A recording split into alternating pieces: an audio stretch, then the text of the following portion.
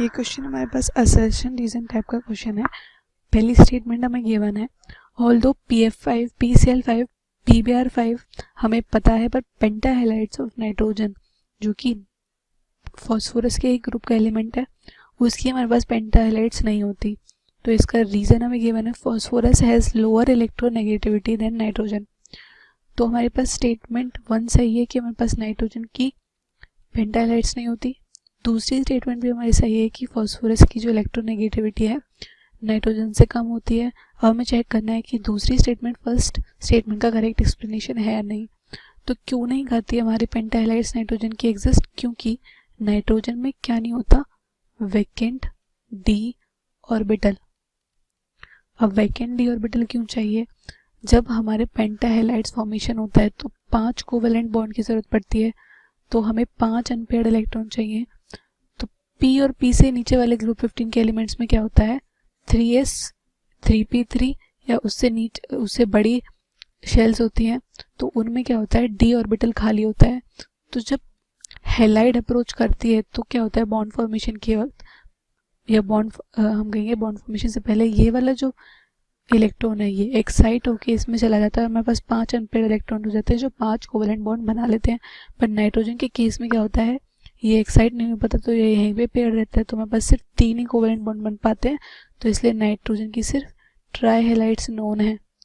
ठीक है, तो इसका आंसर क्या होगा, statement 1 is correct and 2 is correct. ठीक है, but 2 is not correct explanation of 1। ये हो जाएगा इसका आंसर। हेलो गाइस, इस क्वेश्चन में क्या गिवन है, व्हाइट फास्फोरस जब NaOH के साथ रिएक्शन करता है तो PH3 one of the products उसका होता है। तो ये रिएक्शन कौन सी होती है? इन 4 ऑप्शंस गिवन है। तो पहले हम इसकी रिएक्शन करके देख लेते हैं। P4 व्हाइट फास्फोरस होता है प्लस NaOH के साथ जब रिएक्शन करता है तो क्या रिएक्शन होती है, PH3 प्लस NaH2PO2। ठीक है गाइस, ये हमारी रिएक्शन होती है। तो इसमें हमें देखना है कौन सी रिएक्शन है, डाइमराइजेशन है या डिस्प्रोपोर्शनेशन है या फिर कंडेंसेशन है या प्रिसिपिटेशन है। तो प्रिसिपिटेट तो कहीं बना नहीं है, कंडेंस भी नहीं हुआ है, तो फिर भी हम चेक कैसे करेंगे इसको। इसकी ऑक्सीडेशन स्टेट्स देखें, अगर यहाँ पर P की ऑक्सीडेशन स्टेट 0 है, यहाँ पर कितनी है x प्लस 3 हाइड्रोजन के लिए इज इक्वल टू 0, तो यहाँ से x कितना आ गया -3। और यहाँ पर P की ऑक्सीडेशन स्टेट के लिए Na के लिए 1 पॉजिटिव प्लस H के लिए 2 पॉजिटिव प्लस P के लिए x और माइनस ऑक्सीजन 2 है इसलिए -4 इज इक्वल टू 0। तो यहाँ से x कितना आ गया, x -1 इज इक्वल टू 0, तो x आ गया यहाँ से +1।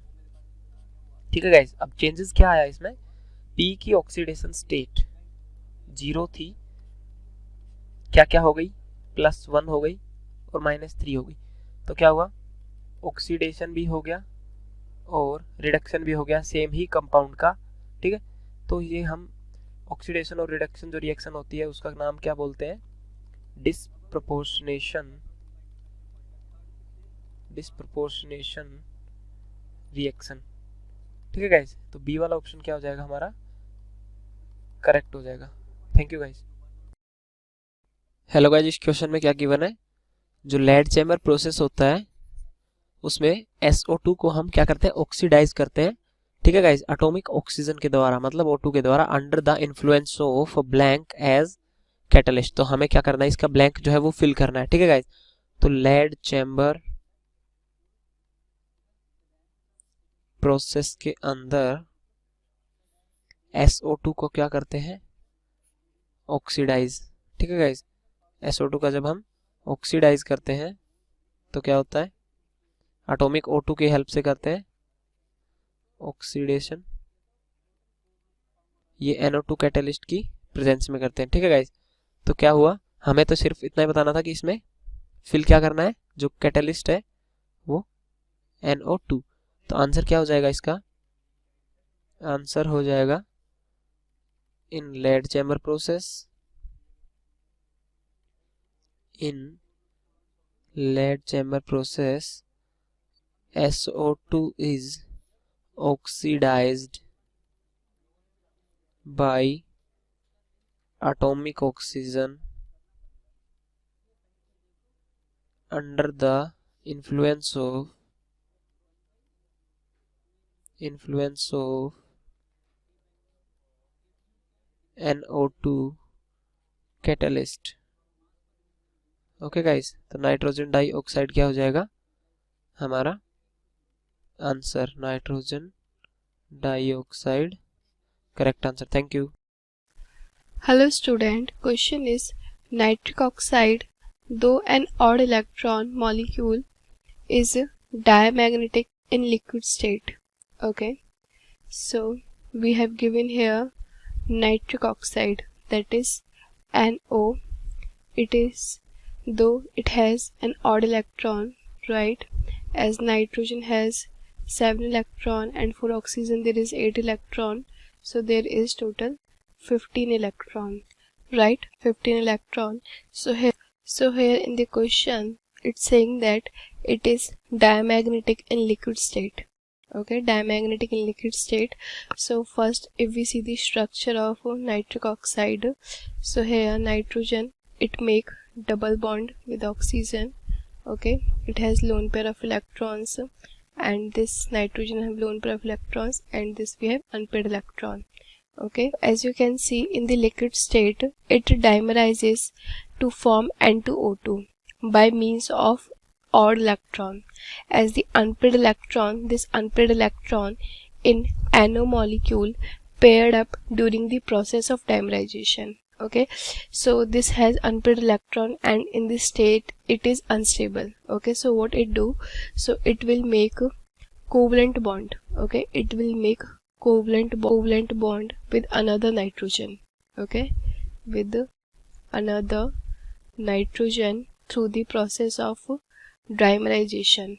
Okay, through the process of dimerization. Hence in liquid state it is diamagnetic. Okay, in liquid state it is diamagnetic, right? As it has unpaired electron, right? And in the liquid state it dimerizes to form N2O2. Okay, here we can write in liquid state it dimerizes to form N2O2. Okay, N2O2 by means of an odd electron, as the unpaired electron in the NO molecule is paired up. Okay, it is paired up during the process of dimerization. Okay, so hence this paired unpaired electron is paired up. Okay, so that's why in liquid state it is diamagnetic. All right, so this state we have given here is correct here. All right, thank you. Question है the H N H bond angle जो NH3 में है वो बड़ा है HASH bond angle से जो ASH3 में है.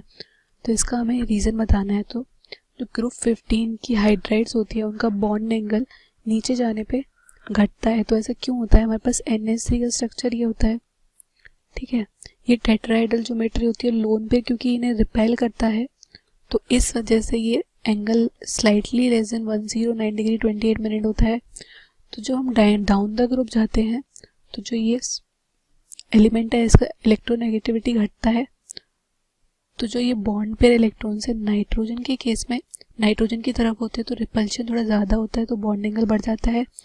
और ASH3 नाइट्रोजन से कम इलेक्ट्रोनेगेटिव है, तो जो ये बॉन्ड इलेक्ट्रॉन्स है ये जो ये एटम है इससे थोड़ी दूर रहेंगे तो इनमें उतना रिपल्शन नहीं होता, तो ये बॉन्ड एंगल लेस होता है ASH3 के केस में इन कंपैरिजन टू NH3. तो इसी वजह से क्या होता है, क्योंकि इलेक्ट्रोनेगेटिविटी बढ़ रही है तो अवे जा रहे हैं बॉन्डिंग इलेक्ट्रॉन्स एटम से, तो डाउन द ग्रुप जो है वो बॉन्ड एंगल क्या है, डिक्रीज करता है. Hello students, in the given question we have been provided a statement that in aqueous solution chlorine is a stronger oxidizing agent than fluorine. We have to tell is it true or is it false. So you know that this statement is false. The given statement is false, and the reason is, see, among halogens the oxidizing strength decreases downwards and due to its high hydration energy and low bond dissociation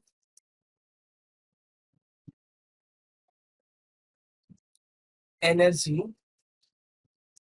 fluorine is the best oxidizing agent. Fluorine is the best oxidizing agent.